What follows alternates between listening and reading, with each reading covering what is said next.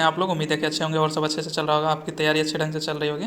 देखिए, ये तो मेरा बोलने का आदत है कि तैयारी अच्छे ढंग से चल रही हो, क्योंकि तैयारी करते करते ना यहाँ तक पहुँचे हैं। इसीलिए देखिए, है क्या कि सचिवालय सहायक का तृतीय स्नातक स्तरीय संयुक्त परीक्षा का वो डीबी का डेट आ गया है। ये कौन सा डीबी है जो कि है कि जैसे देखें, है क्या कि एक डीबी तो हो गया है, एक डीबी हो गया है जो कि करवाया था बिहार कर्मचारी चयन आयोग के द्वारा, एक डीबी करवाया गया था।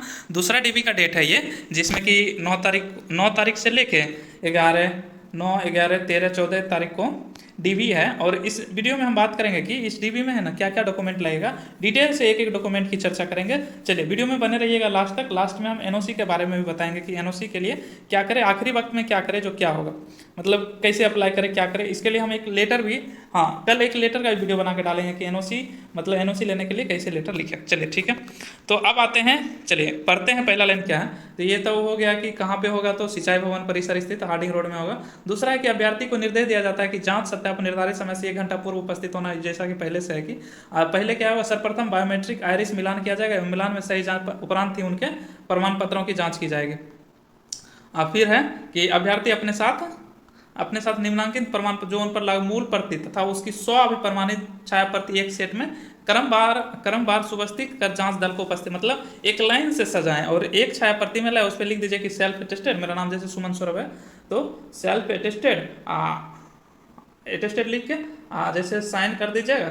और आज का डेट जैसे आज है 31 तारीख, तो 31/12/2023 का डेट डाल दीजिएगा। इसी तरह अब है कि पहला डॉक्यूमेंट में क्या लाना है, तो पहला है कि बिहार कर्मचारी चयन आयोग द्वारा प्रारंभिक एवं मुख्य परीक्षा हेतु निर्देश प्रवेश पत्र, और दूसरा है कि मतलब पीटी का और जो मेंस का परीक्षा हुआ था ना, उसमें जो प्रवेश पत्र मिला था ना, वो लेके आइएगा। अगर है क्या कि अगर आपके पास खो भी गया है ना, तो पीडीएफ वाला जो होगा ना एडमिट कार्ड, वही लेके आ जाइएगा, उसी से काम बन जाएगा। दूसरा है कि मैट्रिक उत्तीर्णता का मूल प्रमाण पत्र एवं अंक पत्र, मतलब सर्टिफिकेट और उसका मार्कशीट दोनों लाना, याद रखिएगा। उसी तरह इंटरमीडिएट का मूल प्रमाण पत्र एवं अंक पत्र, मतलब सर्टिफिकेट और अंक पत्र दोनों लाना। स्नातक का भी लाना है, उत्तीर्णता का मूल प्रमाण पत्र एवं अंक पत्र। ये तो चलिए ठीक हुआ, मैट्रिक, इंटर और स्नातक। अब पांचवा है कि अन्य शैक्षणिक या विशिष्ट योग्यता यदि को हो तो संबंधित प्रमाण पत्र जो आवेदन के समय संलग्न किया गया हो, मतलब फॉर्म भरते वक्त अगर कोई आप डाले होंगे ना, जैसे आपके पास कंप्यूटर का विशिष्ट डिग्री है या एमए आप किए हैं इस तरह से संबंधित, तो आप उसको भी लगाइएगा। छठा है कि अनुसूचित जनजाति के अभ्यर्थियों के लिए सक्षम पदाधिकारी द्वारा निर्गत जाति प्रमाण पत्र, अगर एससी एसटी से बिलोंग करते हैं तो आपको कास्ट सर्टिफिकेट लाना है, और ये कास्ट सर्टिफिकेट पिछड़ा वर्ग वालों के लिए नहीं जरूरत पड़ता। अब है कि पिछड़ा वर्ग एवं अत्यंत पिछड़ा वर्ग के अभ्यर्थी के लिए सक्षम पदाधिकारी द्वारा निर्गत क्रीमी लेयर रहित प्रमाण पत्र, तो ये है कि ओबीसी और ईबीसी के जो छात्र हैं ना, उसको ये ओबीसी मतलब लाना है, मतलब नॉन क्रीमी लेयर वाला प्रमाण पत्र लाना है, जिसको कि ओबीसी सर्टिफिकेट कहते हैं। और जो आर्थिक रूप से कमजोर वर्ग है ना, ईडब्ल्यूएस के अभ्यर्थी के लिए सक्षम पदाधिकारी द्वारा निर्गत ईडब्ल्यूएस प्रमाण पत्र लाना है। अब देखिए ये तो ईडब्ल्यूएस हो गया। 8वां नंबर हो गया स्वतंत्र सेनानी के पोता पोती नाती नतनी संबंध सक्षम पदाधिकारी द्वारा निर्गत प्रमाण पत्र, ये तो हो ही गया। 10वां है कि निर्धारित प्रपत्र में विकलांगता संबंधी प्रमाण पत्र, अगर आप विकलांग है ना तो उससे संबंधित प्रमाण पत्र लाइएगा, जिसमें कि जैसे देखिए ऊपर में लिखा हुआ था ना कि जब रिजल्ट आया था कि 2248 सीट है, जबकि 2240 ही रिजल्ट दिया है। 8 कैंडिडेट विकलांगता के आधार पर उसको जो है ना छांट दिया था, उसी क्रम में विकलांगता अगर आपके पास सर्टिफिकेट से डाले होंगे तो वो। अब है कि 11वां है अस्थायी प्रमाण पत्र, सक्षम पदाधिकारी द्वारा निर्गत अस्थायी प्रमाण पत्र। और यह है 12वां, यदि पूर्व से नियोजित हो तो नियोक्ता का अनापत्ति प्रमाण पत्र, अनापत्ति मतलब ओबीसी प्रमाण पत्र लाना है। देखिए ओबीसी एक तरह से पिछले वीडियो में भी बताए थे कि है कि अगर मतलब जहां आप जॉब करते हैं ना, उसको कोई आपत्ति नहीं है आप दूसरे जगह जॉब करने, अगर वो ओबीसी दे देता है ना, तो आप आसानी से आगे जाके रिजाइन मार सकते हैं, उसमें ज़्यादा समय नहीं लगेगा।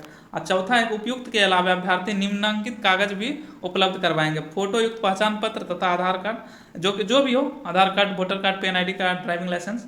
और फिर यही 4 के 2 में है कि अभ्यर्थी अपने साथ पूर्ण भरा हुआ चरित्र एवं पूर्व सत्यापन पत्र 2 प्रतियों में लाएंगे। सत्यापन पत्र में विविध स्थान में प्रत्येक पृष्ठ पर जांच दल के समक्ष अपना हस्ताक्षर अंकित करेंगे। देखिए सत्यापन पत्र जो है ये क्या है, वो हम ये नीचे में लिखा होगा, देखिए क्या है, याद रखिएगा इसको। यही है सत्यापन पत्र, इसको 2 प्रति में लाना है। इसमें है कि इसमें यही है कि मेरे द्वारा भरा हुआ कोई भी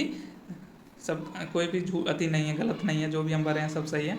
तो यहाँ थे हम लोग कि अभ्यर्थी अपने साथ पूर्ण रूप से भरा हुआ चरित्र एवं पूर्ववत सत्यापित प्रमाण पत्र विशिष्ट ये लाएंगे। अब है कि तीसरा है कि पासपोर्ट का 6 फोटो, जैसा कि आवेदन अभ्यर्थी प्रत्येक फोटो के पीछे अपना नाम एवं अनुक्रमांक का अंकित करेंगे, ये लाना है। और है कि अनुमंडल पदाधिकारी, हाँ ये इंपॉर्टेंट है, इसमें डाउट नहीं होना। अनुमंडल पदाधिकारी जैसे हो गया ये एसडीओ या कार्यपालिक दंडाधिकारी द्वारा निर्गत इस आशा का शपथ पत्र समर्पित करेंगे, उनके द्वारा प्रस्तुत समर्पित सभी प्रमाण पत्र सही तथा उनके विरुद्ध किसी थाना या न्यायालय में कोई केस दर्ज नहीं है, उनका आचरण प्रतिकूल नहीं है, विविध प्रपत्र नीचे संलग्न है। ये कौन सा लेटर है? तो ये देखिए ये है ये वाला,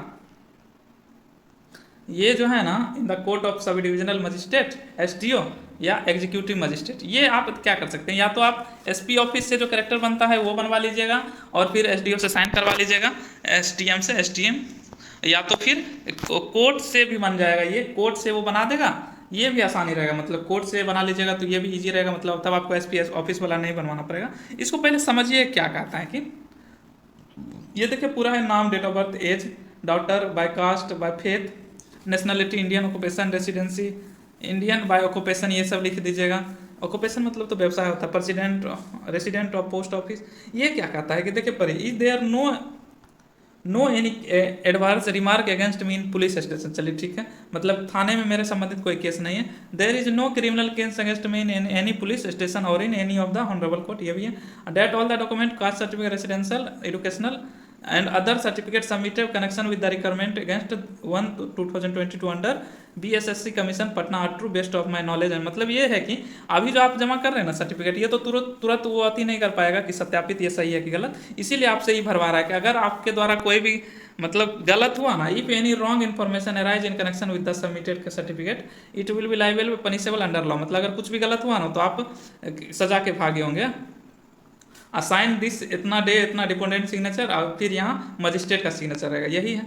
और कुछ बचा है क्या देखे तो, और कुछ है कि अभ्यर्थी को निर्देश दिया जाता है कि प्रमाण पत्रों के सत्यापन हेतु मतलब तिथि पे समय उपलब्ध हो और अभ्यर्थी जांच के सत्यापन में सम्मिलित होने किसी प्रकार का यात्रा भत्ता देने, मतलब कोई डीए नहीं मिलेगा, टीए नहीं मिलेगा, ट्रेवलिंग अलाउंस। जांच सत्यापन कार्यक्रम है, देखिए मेरा तो देखिए 9 जनवरी को इसमें है, सेकेंड शिफ्ट में मेरा डेट है, यहाँ क्या यहाँ आसपास मेरा डेट है, मेरा रोल नंबर है।